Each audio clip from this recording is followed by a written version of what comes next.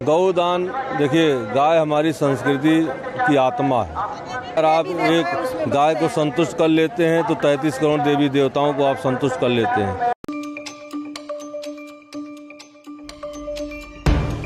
সাগর তটে গোদান করলেই মেলে মুখ্য লাভ। গরুর লেজ ধরে বৈতরণী পার হওয়ার এই চিরন্তন প্রথা আবহমান কাল থেকে চলে আসছে, যা ছেদ পড়েনি বর্তমান সময়েও।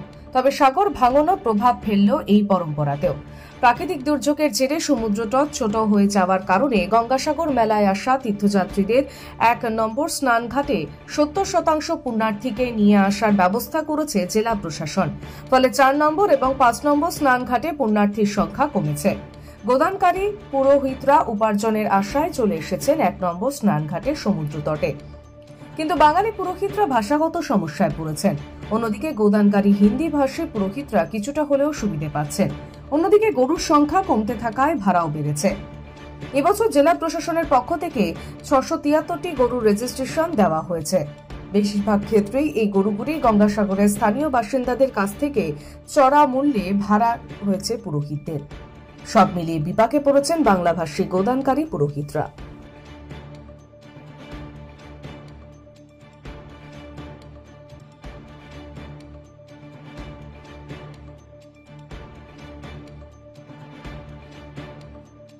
হ্যাঁ, গৌদান করছি। এই গঙ্গাসাগরে এসেছি। আমার বাড়ি হচ্ছে মেদিনীপুর খেজুরি, কোস্টাল থানায় আমার বাড়ি। আর আমার নাম হচ্ছে সুশান্ত চক্রবর্তী, বাবার নাম হচ্ছে ঈশ্বর বিমল চক্রবর্তী। গরুটা নিয়েছি এখান থেকে, ভাড়ায় নিয়েছি। ২২০০ টাকা নেবে গরুটা।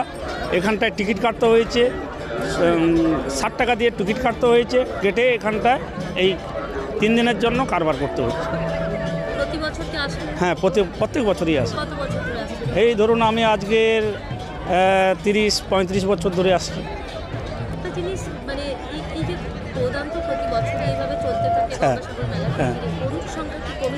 না, গরুর সংখ্যা কমেনি। গরুর সংখ্যা যেরকম সাগরে যে গরুর সংখ্যাটা, এটা কিন্তু মোটামুটি বেড়ে গেছে। আগেকার তুলনার থেকে এখন কিন্তু বেড়ে গেছে, যথেষ্ট বেড়ে গেছে। কিন্তু বিশেষ করে হচ্ছে কি, আমাদের বাঙালি যে যারা, তারা কিন্তু মোটামুটি ইনকাম করতে পারছে না। যে এই যে বিহারি বা হিন্দুস্তানি এরা যে এসছে, বাইরে থেকে এসছে, এরা কিন্তু ভালো কামিয়ে নিয়ে চলে যাচ্ছে। এই দুদিনে তারা মোটামুটি একটা ভালো অ্যামাউন্টের একটা কামিয়ে নিয়ে চলে যায়। কিন্তু তারা হিন্দি কথা জানে, হিন্দি কথাটা বলতে পারে। আমরা তো হিন্দি কথা বুঝতেই পারি না, আর বলতেও পারি না। তার জন্য আমাদের মার খেতে হচ্ছে। আমরাও বাঙালি, আর ওরা তো হিন্দুস্তানি, ওরা তো তাদের ভাষাটা জানে, আমরা তো জানি না। তার জন্য আমাদেরকে মার খেয়ে যেতে হচ্ছে। হ্যাঁ, এইখানটায় নিয়ে এসেই মোটামুটি ভাড়ায় নিয়ে কারবার করছে।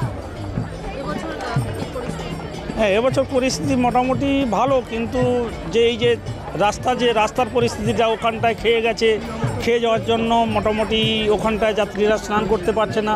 ১ নম্বর ছেড়ে বেরিয়ে এসে মোটামুটি তপবনে এসেই মোটামুটি লোক পূর্ণ স্নান করছে।